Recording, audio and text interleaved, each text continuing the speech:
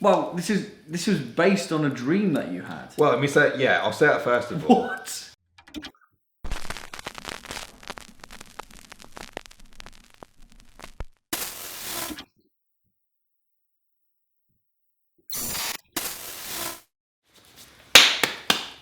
Hello, everyone! Hello, everybody. How's it going? I felt that I was equal energy then. Yeah. The weird thing is, in real life, Jack has way more energy than me. Way more time for everything than me. And in this video, and in these videos, I always know I'm the one, I'm always leaning forward at the start. You are. I'm always like, hello. You are. That's the closest I've ever got to the camera in any of these videos. I feel like it's a privilege on both parts. Let's just get into a scary story, shall we? Should we just do a scary story? Do you want to hear a scary story? Leave your answer in the comments after you've watched it. All right. So this week, if this is your first week, we put a lot. You're in for a very different kind of doing thing. You're in for a treat. We put a lot of hype around the title, especially. We do. So this whole bit right now you're watching. This is we like to refer to this as the title hype. Yes. Okay. It's time for the title.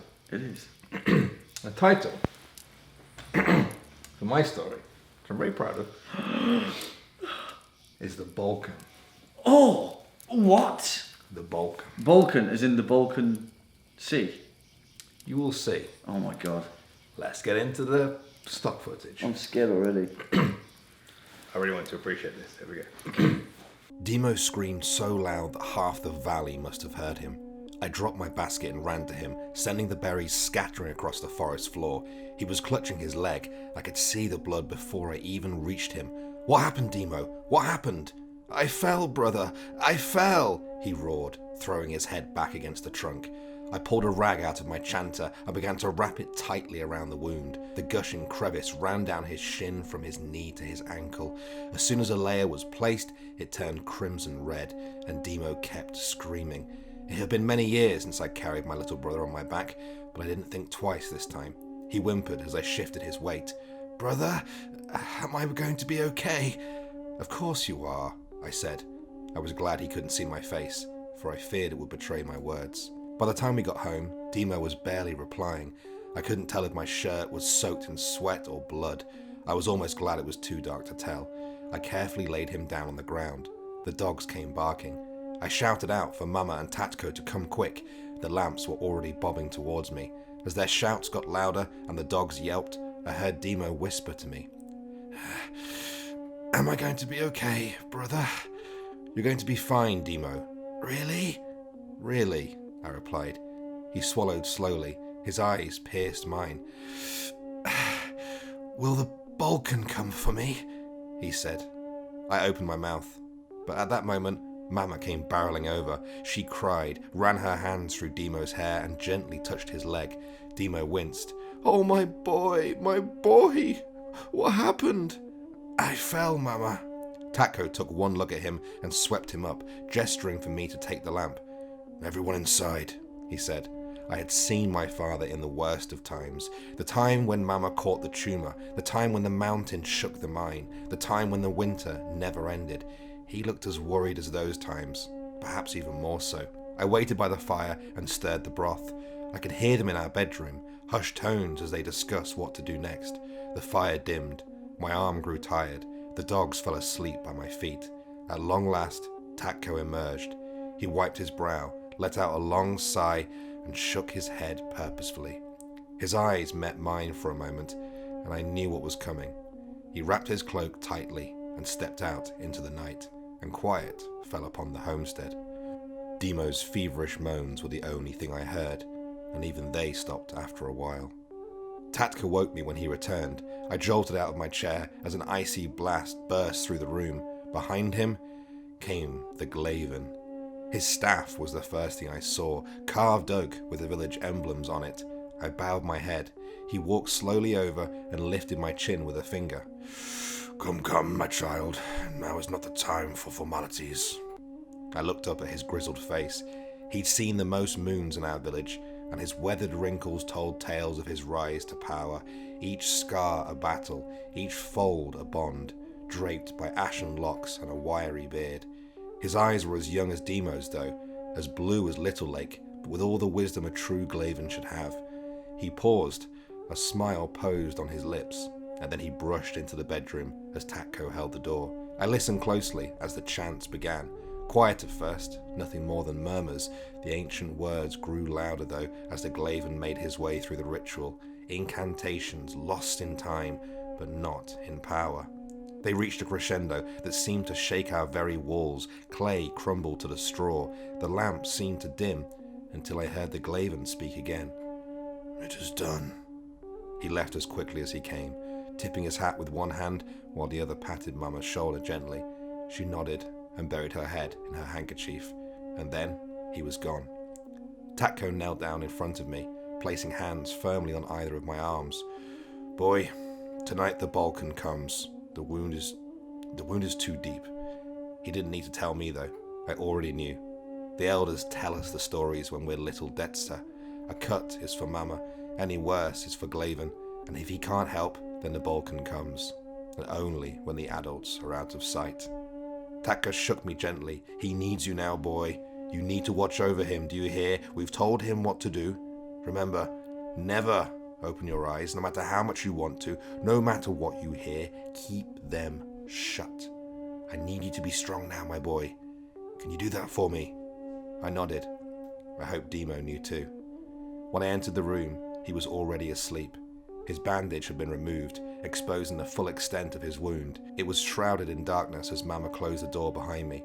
I slowly climbed into bed next to him, taking care not to stir him, hoping he would still be asleep when the time came. I lay and waited. I don't know how long for. It was a full moon. I watched the dust dancing in its light. I prayed to it for strength, and slumber took me away. Sometimes it's hard to tell what's a nightmare and what is real. On occasion, I'd hear Mama in my dreams, only to awake and find it was her making breakfast in the next room, or the time when a storm chased me through the valleys of my mind before I woke up to find it crashing down on our roof. On occasion, it's hard to tell, but not this time. As soon as I heard the first sound, I knew I was awake. It dragged itself along the floor, scraping the straw in its wake.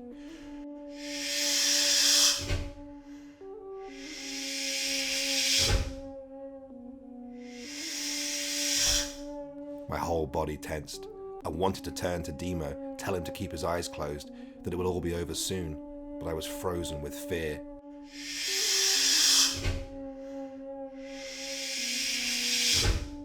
It stopped, right next to Demo's side of the bed. I felt his hand clamber over to mine. He gripped it tightly. I couldn't blame him for waking up, or for being as scared as I was. I tried to speak, but the Balkan beat me to it. "Shh." That sent my hairs pricking. Demo whimpered. "Shh." This time, I felt its breath, as cold as the longest night, but damper than the summer rain.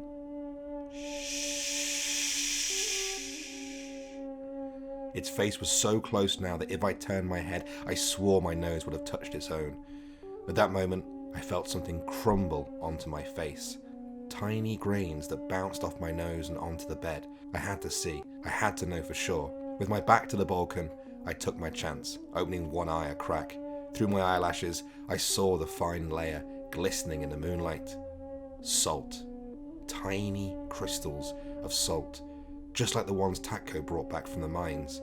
The salt the traders came from beyond the hills for. It was just like the stories had said, although they never painted the paralyzing fear that gripped me in this moment. I heard it move down the bed.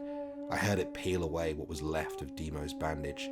He gripped my hand and whispered, "Help me, brother." We were beyond help now.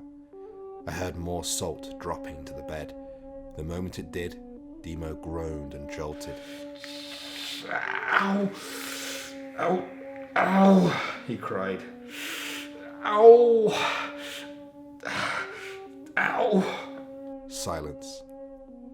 "Demo?" I said, feeling the lump in my throat. "Demo, don't open your eyes, Demo."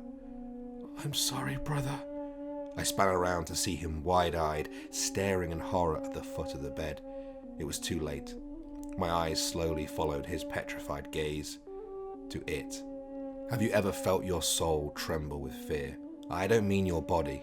The body trembles at terrors of the mortal world. It shivers and shakes and wants to run, but the soul stands firm until a sight like this. The Balkan was hunched over Demo's leg. It was pouring salt, gleaming grains of salt, into his wound, except it came from his palm, passing through its pale skin like flour through a sieve. It dangled its bony fingers slowly as the salt fell, guiding them towards the opening. It poured and poured and poured until the whole leg was buried. Demo began to struggle. I can't move, brother. My leg, I can't. That's when it turned its head, and our old world ended in that moment. Its face was an affront to all things good in this world. Red scars in perfect lines were carved from its nose to the withered edges of its face.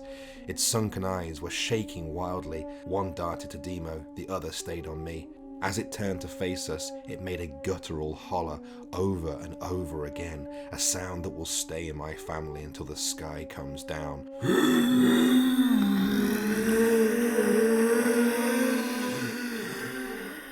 On another plane, Demo screamed, but I was lost. I just remembered that behind that fear, I was transfixed, because this sound, this hellish howl, it should have come from its mouth, but there was nothing there. Only more red scars. But then, the scar opened, and out of the void, as the bellows shook the walls, salt came pouring out. I screamed, for Mama, then Tatko. I tried to grab Demo, but I felt his fingers slip through mine as we were buried. In that moment, I knew he was gone. I saw a swirl of black near the window, a bloody bandage, and then nothing. It's been a year, and some of the other young still don't believe me. Tatko said I shouldn't hit them anymore, said he doesn't want me getting into trouble because I'm all he and Mama have left. Yesterday, I went down to meet him at the mine, even though he told me to not come. I want to work there with him someday, and trade with the visitors who come from over the hills for our precious salt.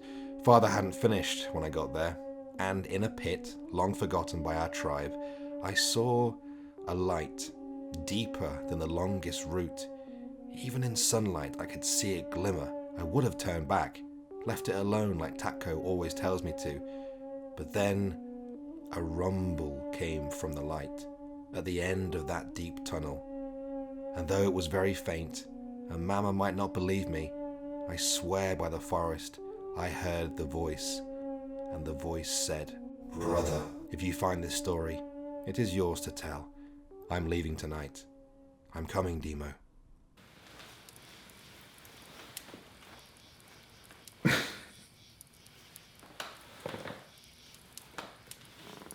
Ah!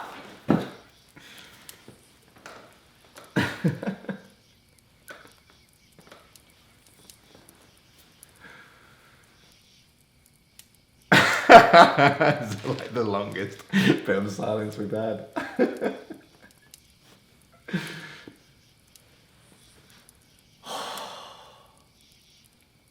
Wow. Trying hard every week. Wow. Wow. I loved everything about that. Yeah. I honestly don't feel like anything that I could say could even add to that. This may be a very, very, very, very maybe a very, very short thanks for watching. closing. Wow. Wow. Wow.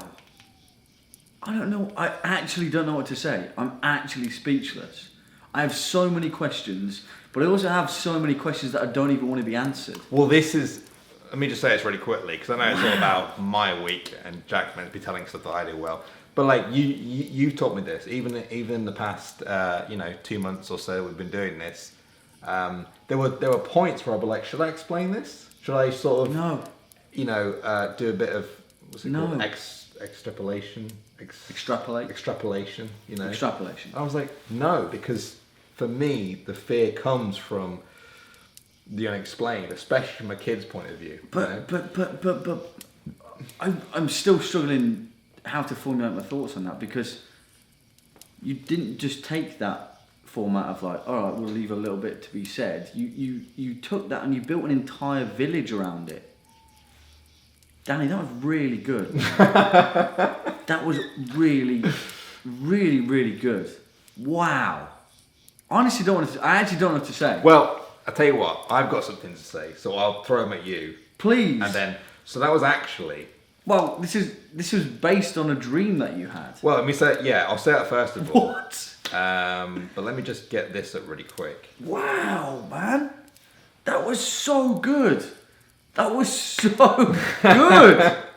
Oh my God. I feel like I've awoken from some strange dream. Danny, that was fantastic, mate. So, Wow. Let me just read this really quick. Okay. Because I feel like you're going to answer... I can say the night... Do you want me to say the nightmare thing first? Because I told Jack already. Let me just...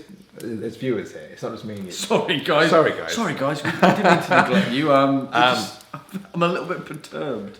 But I told Jack before I wrote this that this was based on a recurring nightmare I had. Yes. And let me just fill you in on what parts of that, because obviously the whole story... That was going to be one of my questions. One of my questions was going to be, what part was your nightmare? So it was the bit where I woke up and I was Demo, right? So I realised, and this is the thing that I... Great name, by the way. Well, there's more to come explaining all of that. So I had a dream that I forgot, and then I had another dream that was the same dream, nightmare, and I realised in that moment that it was a reoccurring nightmare, something that I've had a lot over the past few months, and it's always the same. And it's always me waking up in an old, like, medieval, straw, old, like, really old bed, and I can see it, and it's at the foot of the bed, and all I know is to not open my eyes. Oh my and gosh. in every recurring dream I have to open my eyes, and I look at it, and it's always the same. These horrible red scars over its face, and as soon as it sees that Why haven't I've you told me known this? I was saving it for the story. Wow, good job. And as soon as it knows that I'm looking at it, it comes over to me, and it just like this gaping wound opens, and just salt just covers me. And as I'm flailing and panicking, I just like wake up in that moment. So that's But like that was it. And it was always about 4 seconds maybe. And you built an entire village. And I just thought, like, what would be the what would the family You're a genius, man. You are an actual genius. That was okay, read out your thing, because I have so many questions. All right, let me read you this. Solnitsata was an ancient town located in present-day Bulgaria near the modern city of Provadia. Believed by Bulgarian archaeologists to be the oldest town in Europe, Solnitsata was the site of salt production facility approximately 6 millennia ago. The settlement was walled to protect the salt, a crucial commodity in antiquity, although its population had been estimated at only 350. Archaeologists argue that it meets criteria for a prehistoric city. Salt production drove Solnitsata's economy, and the town is believed to have supplied salt throughout the Balkans. A large collection of gold objects nearby have led archaeologists to speculate that this trade resulted in considerable wealth for the town's residents. The town is believed to have been destroyed by an earthquake. Oh, what the hell? What are you doing to me? Which is where... What are you doing to me? I think that's where the next level of the story goes. What have you done? What have you actually done? This is insane. Am I in a nightmare? This is something where I feel like there could be a sequel, because it's leading up to an earthquake. What? Wait, no, because you... No. Because you've just created an entire horrifying world that I want to know everything about. So, tell me about the names. Dad was Tapko. Bulgarian. They're all... I thought this. So I thought it was father for something else, and whether it was Russian or Ukrainian, whatever. So Tapko. But again, you're a genius, because you just did Mama and Tapko. already that created like a strange sense of difference. Yeah. But the way that you weaved it so effortlessly lended itself to kind of the fantasy of horror. And this is what I'm talking about, how you create an entire village out of an idea. I believe that village. I can see it. I can know see that it. village. And what, the I felt Glaven it. was he? The Glaven is chief in Bulgaria. You knew this would be. You knew that Danny knew that every single thing that he just said would resonate. Because he literally just created some horrifying fantasy world that like is my jam. It's my jam, right? You knew that, right? Well, but also the fact that that's your nightmare is making me feel a little bit weird. Well, no, but you have to remember that, like, what I told you is all I knew. All I knew. I knew I was not in modern times. I knew there was something at the foot of my bed. Just amazing. Just incredible. And that's just what I felt when I woke up, you know? Just absolutely incredible. But the Glaven, I was looking for different... I typed in, like... I had a lot... When I was writing this story, I had a whole tab up that was just, like, Bulgarian to English translations or vice versa. And I was typing in, like, leadership. I was like typing in leader, king, all that kind of stuff. And all the words didn't make sense, and I put in chief and Glaven. Wow. Bulgarian. I was like, he's the Glaven. That's Wow. who he is. But the way that you described the Glaven, like coming in, it was almost like a plague doctor, like a, you know, kind of like a very important tribalistic person. But the weight that you gave it to the fact that Demo had been wounded, it's like his entire role was built upon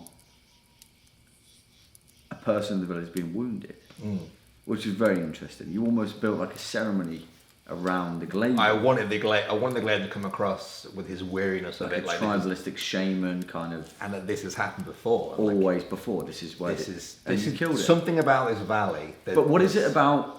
So this is one of the questions that I don't want it to be bear honest. in mind, you can ask me, and I will answer honestly. But there's definitely, and like I said at the start, like you taught me this. There's definitely things that I don't know. Good, but you because asked a me lot anything. of the I don't want a lot of them to be answered, to be honest. But so what was it about a wound? So I'm guessing it was a small wound, blood. And at the start I was like, okay, so this is a village of haemophiliacs. You know, this is a village of, if you get cut, that's really bad. You're dead. The Balkan comes, it'll cover you in salt, whatever. Which I think is amazing anyway. If that's like the idea, that's a great idea and stuff. But there's something much more to it, isn't there? Well, I want it to be just. I think that when your life is on the line, is when you question things least. Yeah. Do you know what I mean? Yeah. We apply. Wow. What's happened? This is incredible. This is my favourite episode ever. But I feel like we apply reason when we're like me and Jack having a very nice discussion now about things because our lives aren't on the line. So we're able to just sort of talk and converse and stuff. And I think that looking back at a lot of folklore, you know, they're the same species as us. They're literally as rational, as intelligent as us. But you would give that up in a heartbeat if you could save your kid. You know what I mean?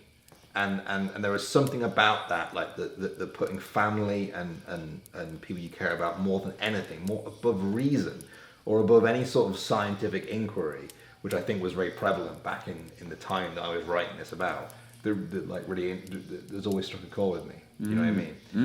And it's almost like reason doesn't matter. It's almost like reason does not matter. It's the tradition of action. Yeah, which is why I also wanted that Demo was the only one who had an actual forename, you know, an actual name. Yeah, and obviously you don't know the narrator's name, you don't know the mum and dad's name. I've just picked up on that. Whatever, like brilliant. I wanted to be like he's everything. Like it's just Demo. It's all about Demo. How can we save him? And there's just something in this, and like. They all work in a salt mine, all the men. Anyway. Again, I didn't want to know anything about that. Yeah, but I want to allude. No. I mean, sense. No, I mean that was brilliant. But it's like I don't have questions. I just accept that. I just accept that this entire society is built been built around these salt mines, and even though they toil and slave around, the Balkan comes. I accept that.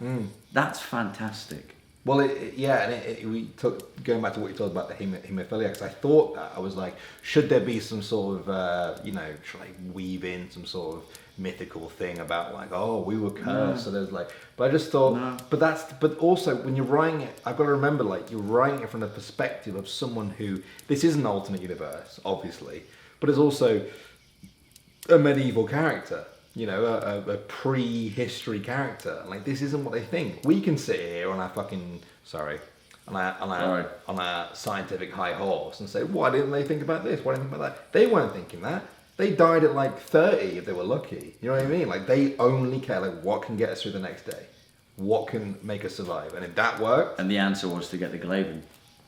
Get the Glaven in. See if he can do anything. No, sorry, I can't do anything. No, and then that meant, and like, I don't even know, like, when it comes to like what happens or what knows, I don't know why the Balkan came.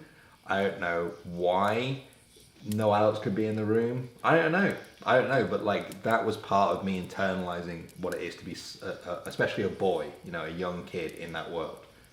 And not even being in the conversation in the other room, just I find that, interesting, the ignorance of it, I'm absolutely blown away. Honestly, dude, like, that was incredible. I can tell. I know you're being real right now. Like, I'm not saying you're not real normally, but like, I can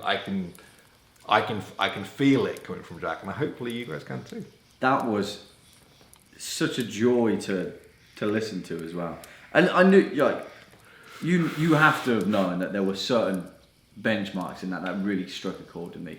Just kind of the speak that you had, and kind of the cadence that you gave, the dialect of these fictional people, and everything was fantastic. It was, honestly, dude, that was absolutely incredible. That was, thank you. That's okay. Thank you. That was incredible. I think that constitutes a score. Give me a score. Wow. I remain speechless because of how fantastic that was, and I almost, in my mind, I know that you broke a barrier in my scoring mind. You very much broke a barrier in my scoring mind, and I think if I was going to be, fair, I would say to you that was definitely an 8.0, but there was something about that story that pushes it over. Oh. And I'm going to say that Daniel Burke, this feels right, that was an 8.2. Oh my God. The first, not only the first above 8 score we've had. I just feel that you kind of captured something that resonates with me specifically. Mm-hmm. I also feel like you just intrinsically, masterfully managed to weave a strange, horrifying tapestry of something that I just looked at mentally and just went, what the hell? And like, for me, that is perfect. You kind of captured everything that I love about horror specifically. Like, we spoke, like, some of my favorite horror films are The Witch or The Wicker Man. You just kind of let it live and breathe and be its thing out there without giving me anything. I don't want any answers. I don't. I just, there's a wound, there's a Balkan. I'm horrified. It's fantastic. Great job, Danny. Great job. Honestly. No, I'm flattered. I'm flattered. That was so fantastic. We're having a bonding moment right now. Right. That's all I can say in reply to that is that that's exactly what you taught me about story writing, and that it doesn't have to be everything. Now here's the scary punchline. The lack of knowledge can be the scariest thing. Yeah, it's sort of a literary equivalent of what we were talking about last week, which is The Woman on the Hill. Yeah, that in itself is like, what the bits that I've left out are The Woman on the Hill. It was almost as if I woke up in a nightmare. Exactly. Which is how we're going to end this because we've been rambling on. Yes, we've been rambling. Way too long. Thanks for watching, guys. If you're familiar with this channel and you've been watching every week, you'll know. Yes, you will. That you can send your stories to this email address right here, hahaohnostories@gmail.com. We're going to be doing a live stream very soon on this channel where we read out your stories. We are. Your original stories. We've got a whole bunch ready already, but don't let that put you off sending in your own stories. Please don't. Because we love reading them and we love scanning through them and we love figuring out what we're going to read next. If you're new here, then do that, but also make sure you like and subscribe to Haha Oh No. We're getting a lot of new viewers every single week, so make sure you're doing that. And I think that's it. other than that, we usually blow out the fire at this point. If this is your first time, then here we go. It's very exciting. We are going to blow out the fire. Thanks for joining us at the fire. My name's Danny Burke. The Glaven! My name's Jack Finch. And we'll see you next week. Don't let the Glaven get you guys. Oh no, the Balkan. The Balkan. Sorry. Glaven's fine. Balkan. Bye-bye. Bye. The Balkan! Do that every week. The Balkan!